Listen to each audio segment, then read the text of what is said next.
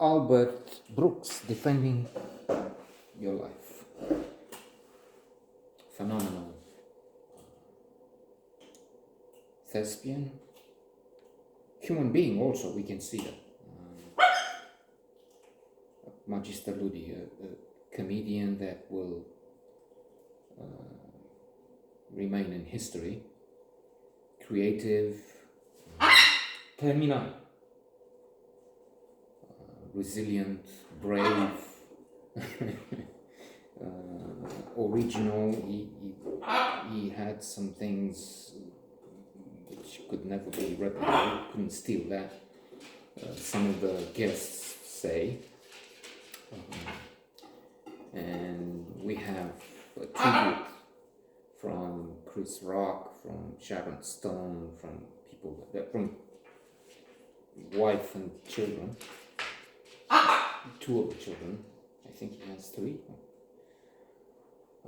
And we have history from his private life, from the stage, how some projects flew. And indeed, we have The Muse, Defending Your Life, two movies among the best comedies. Clearly, on my list, they will be in the top 20 there. The Muse is fabulous. Sharon Stone was indeed at her zenith. I don't know if she had a better performance. More famous, yes, Basic Instinct. Mary Streep, Defending Your Life, and we find how they met at the party. And she asked, I think, if he has a role for her. Are you kidding? And then he at home he said, oh, yes. And so they have the two leading roles in this incredibly smart comedy. Okay, so in the beginning, the protagonist, Albert Brooks, dies, and he goes through some stages. He has to defend his life, and then he's shown embarrassing moments. He's told, and in this documentary, it's a documentary, by the way, about Albert Brooks, about his work, some aspects of his life. So they talk about how insightful he was. And the jokes are splendid and super intelligent. So these creatures, they're not angels, it's not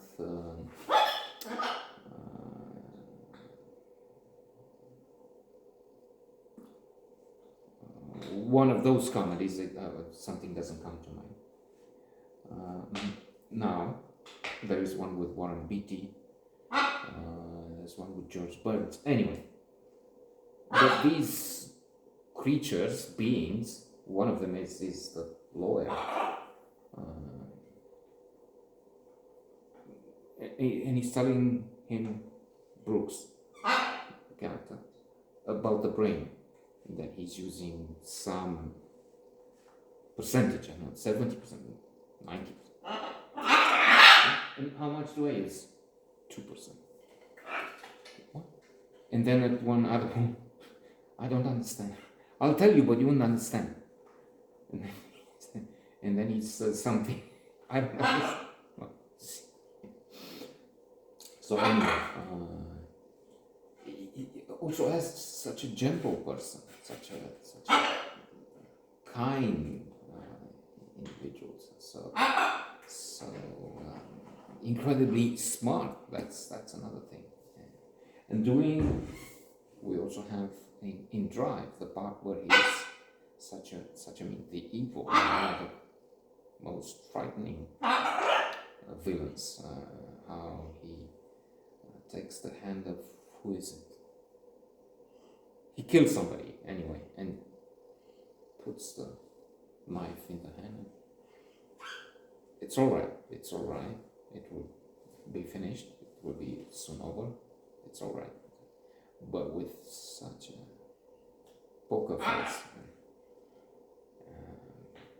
So, and we have some other parts, some other roles he was cast into, and this discussion, and some of the projects, one project in particular, I think I remember, which failed, comedy in the Muslim world was something, and it just came after the cartoons, the scandal, and the Charlie Hebdo, some of those horrible attacks, and so the studios wouldn't take it. But then somehow it had a limited audience, one of which was in one of those places, Dubai, which I must say here because nobody's listening. I so much reject. I mean, I think Europeans, the global north, should boycott that. Really, I mean, they have so much wealth which is there because they have so many travels, the trade, and yes, some of it is their merit, if you will, but and at the same time, they play dirty. They take the Russians in. Okay, do that, but then have this much wealth from the oligarchs, not the whole room, but this much. Okay, and the West, instead of Dubai, why not here? Okay, find another place in the desert, not as in the sand, but with not so much developed. Let's here, and you develop it, and then you have many people. That is a downside, but maybe we'll take it. Instead of, again, I don't know. So the sheikh, the family, the sheikh, and some men here, women there, okay, they have that, so much more. And they're on the phones through the film. But then there's this joke with, which he has there, and the audience, and I should try and find it where. And he has interviews with assistants when he's working in, I don't know, there. Are you a Jew? Oh, it's just, sometimes. Not all the time. So they look up and there's one, and back to the phones or something like that. Okay, and then how they wanted to, no TV, we'll just put this on J.com or some I think it's a Jewish dating site. So, really? I mean, in other words, they wouldn't advertise at all. They wouldn't get involved in this project with comedy in the Muslim world. Wonderful, wonderful man and comedian, thespian.